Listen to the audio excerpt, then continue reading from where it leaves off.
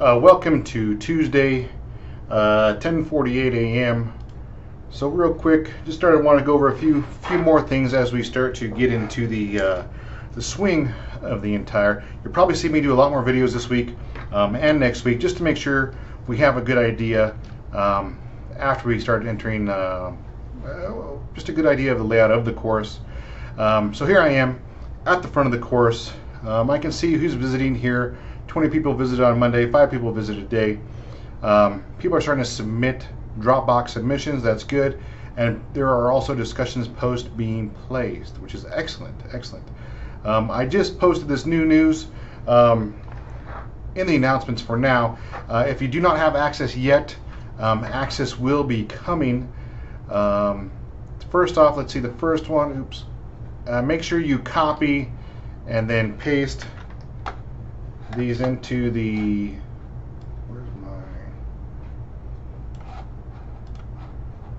make sure you copy and paste those into the browser, sorry.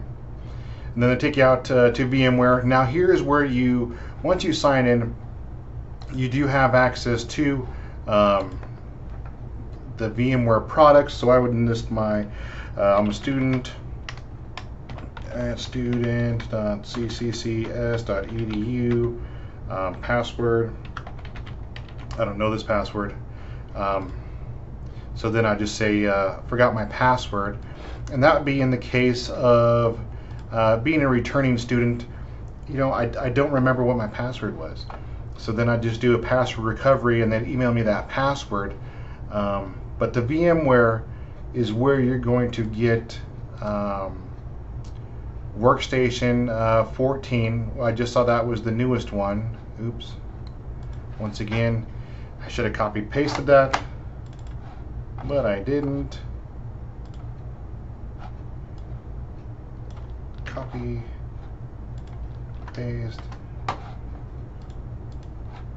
And it just wants to go open my email, since that's where I did the link from. There's some deep web, or I shouldn't say deep web, there's some deep metadata coding there that tries to redirect you to my mailbox.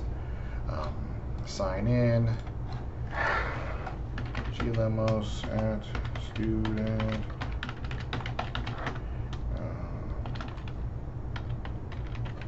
I think that's it. I think. So after I get access to both, I want to get VM Workstation 14 from that other site. That is another virtualized software like OracleBox. It will work. And once this opens up, I'll also get access to different Windows software, Windows 10 specifically. And on your home computers, this is where you want to download the Windows 10 and make sure that it's the full Windows 10 download and not the smaller Windows 10 mobile download, because that will not work. I've seen a few students try to do that. That will not work. Make sure you get the full version. Don't really know what's going on there, but we'll set that over there and let it keep on going. And that would be your on the hub.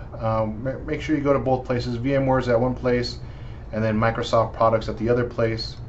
When we go into course materials,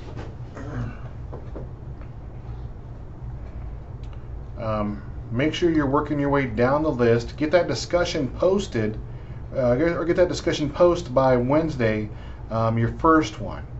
And you simply read, make sure to put something beyond good post, I agree, why do you agree? Did you find that you didn't know about that before? You at least want to do something over 3 sentences will be adequate. But remember, something not, hey, good post, thumbs up. Let's see, Benjamin did the first post, which I responded to.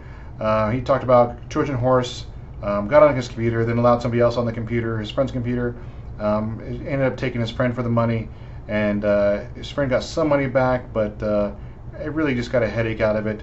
So in my post, very good post, Ben. There's always a risk associated with free, even when people say it is free. More than likely it'll cost you something, or they see value in something that they want. Emails, and I just did an example. emails and names are things that people should keep private, but signing a receipt of a few coupons, people usually give out their emails and names, and that makes their inbox fill up with spam. So kind of around the same topic, a good response to his post, and that would be a response to getting stuff for free. So good discussion. Let's look at, I think if I do,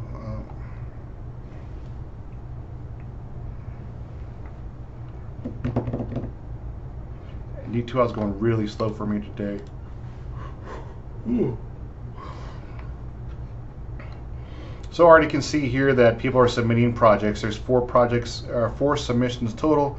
I can probably make a guess that one person maybe submitted 3 snips and the docs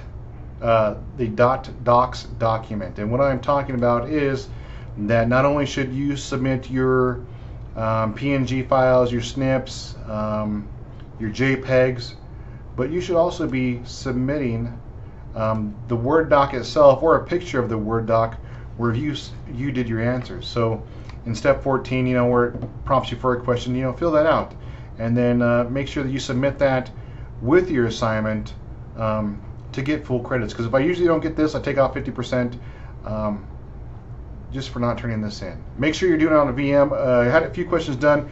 Can I do this on my machine?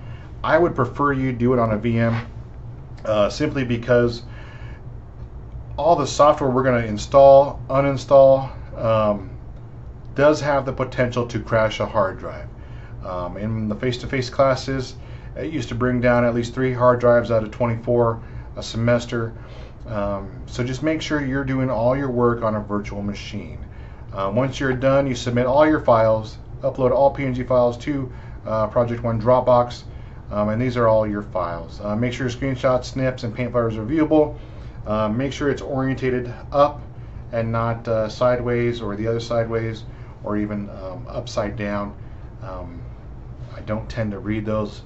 I'll just ask you for a resubmission and just hand you a 0 for the time being. But make sure to get those in. And I believe that's it. As soon as you have access, though, make sure you install Workstation and a Windows ISO, and that I'll be pretty lenient this week, because I know people are still starting to figure this week and next week out. I'll be pretty lenient on, but don't fall too far behind or put your work off until the weekend. One more thing: activities, discussions. So every now and again, there will be a, where did I put it? Lab discussion. So within the lab discussion, you guys can click this here, mark a new post. If you are having troubles, make sure you submit your content here, and basically say trouble with lab simulation 1-1, and then put I ran into trouble and couldn't click anymore. I like double. Has anyone else had this problem? And then I go ahead and post. There are 28 of you and 1 of me. I do also teach on campus, so my time is split up between online and face-to-face courses. I do try to make myself available during the weekends for anybody online, but it's not fully available. I don't sit in front of my computer and just wait. I'm usually doing stuff with my family. But if you see somebody post and they're having an issue, maybe you didn't have this issue, or maybe you did a browser update, or you have a solution to this, please post here to help that person. Like I said, there's 28 of you. We have a huge base, and definitely let's try to work as mentors to everybody and create some community here in the course itself. That's all I have for today. 10-minute video. I'm going to throw a lot of videos at you guys. Please make sure you read them, or I'm sorry, watch them. Thanks.